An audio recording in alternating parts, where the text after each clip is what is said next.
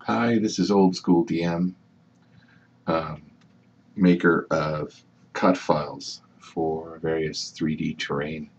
You can find my cut files on Cardboard-Warriors, the forums. But if you just do an old search for Old School DM and cut files, you'll find me. This video is about how to use my cut files to build the Elven Mill, a beautiful model by Lord Zse Zse Works, available on RPG now. It has these really cool custom buttons that let you change the textures and geometry. So there are 4, if you bought it before Christmas, you get 4 options. Wood Elf, which has the dragon heads, the Moon Elf, which has the decorations like this, it's a kind of blue color, the Medieval, similar but in a kind of stony look, and then the special texture, which was a bonus given to the first 100 buyers of Dark. You'll notice that the geometry actually changes, especially if you look at, for example, the windows between the wood and the Dark Elves. You'll see that even the frames are different shapes. Well, this is also true for the mill itself, the wheel. The geometry changes for each. So I made special customizable cut files that have a kind of button mechanic, and these videos will help explain that.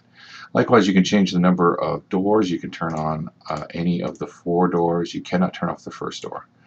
You must put at least 1 door in, but you can mix and match. Likewise, there will be customization features in the cut files. So the first thing you need to do is pick your customization. Pick Wood Elven for 1 doors. And then save them as bitmaps, because you're going to merge these bitmaps with the cut files for printing in Silhouette Studio. You're not going to print from PDF, you're going to print from Silhouette Studio. So choosing, I like to use Adobe Acrobat because it has a file option that allows you to do a save as, and you can save as an image format. And I like to save mine as PNG, but you can choose any high resolution image format that Studio will read. And I just choose that, and then it saves away as PNG files each and every page. And you'll find those files now with the custom textures on them in your folder. Alternatives include printing to PDF. If you have a PDF driver, once you've made the changes, you just print to PDF files. I mean, well, interesting, you print to PDF and then import with something like GIMP into and saving as PNG. It's a bunch of extra steps, but trust me, having the thing cut out perfectly for you is worth the extra effort. What you want to end up with is every page of the model in a bitmap format, customized appropriately. And of course, make note of your customizations, because you're going to use those in a moment to align the cut files.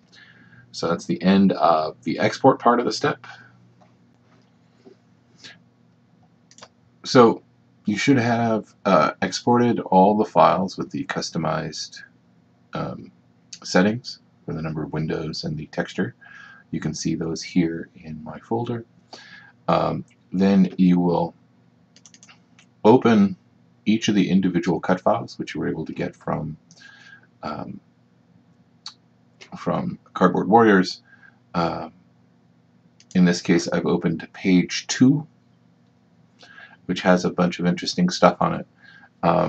Let me zoom in so you can see a couple things. One, it has a little bit of a reminder about what we're about to do here. If we zoom into this section here, you'll see it describes the technique we're about to go through, in case you don't have access to this video or just forgotten. So we're going to zoom back here. And what you'll see is the page of cut on the right. So first thing we need to do is we need to merge with the appropriate page from the bitmap. So you go to Silhouette Studio, you choose your bitmap format, mine is PNG. Oop, where are we? I'm in the cut files. Here we go. Here's PNG, page 2, and that will load in.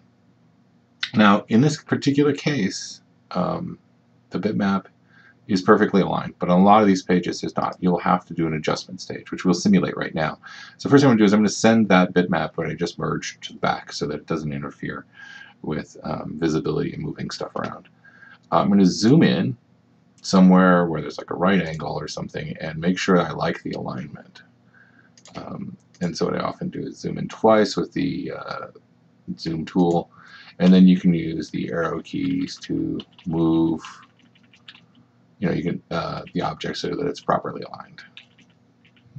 I kind of like that. So that's the first part, is to align the bitmap with the cut file. And this happens because when people make the geometry like Lord Zse Zse, they didn't put registration marks in, so there's not perfect alignment. And this is an example of an overflowing page where it might have been useful to shift things up or down in order to get the maximum amount of cut area. So I don't know if you noticed, some of these lines are not cut lines, or there are currently no cut. Like right over here, there's something that's marked no cut. If we go to the cut type, you'll see it's no cut. What I've done is all of these buttons represent possible geometry combinations for this page. So what you're supposed to do is click on the ones that are the geometry you customized for. In this case, we chose wood elf. So we'll click on wood cut, and then we'll go over to the cut style, and we'll say I want to cut those. I clicked cut edge by mistake, so it made it really red. So I'm going to switch it back to cut. It'll remind you, basically all I've done is those buttons don't actually do anything. They're just a way to handily grab the group. I've grouped each one of these buttons represents a group of lines that needs to have the same style. The groups that you're not cutting, you make a style no cut. So to make wood cut go away, I click on no cut, it's gone.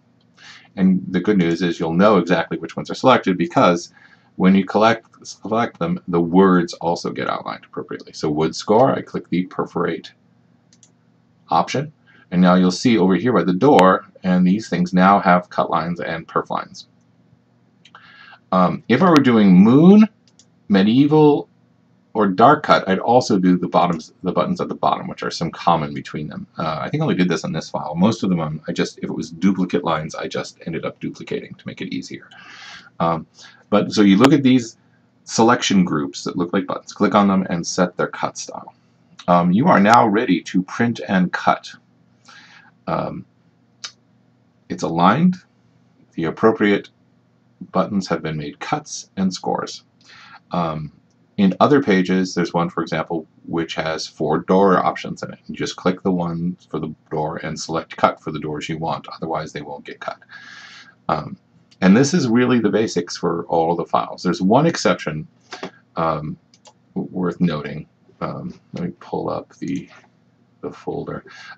Sometimes in the case of the number of doors, some of the pages, page 9 is an example. I actually have 2 versions of the cut file. They were too different between whether or not you had the door that affected the roof on that page or not. So you'll see with window and without window. You'll know when you look at the bitmap which one's correct. So if you don't see the exact right one, if the geometry doesn't match your bitmap, look to see in the file, in the folder, if there's another one with the correct geometry. So those are the basic steps. I'm going to do additional videos about the model itself and some of the things I did and some of the things I particularly loved about it and some of the mods I did. But this is the core. If you grab the cut files and you know your way around Silhouette Studio, you now know how to cut out everything you need to cut out to build your Elven mill.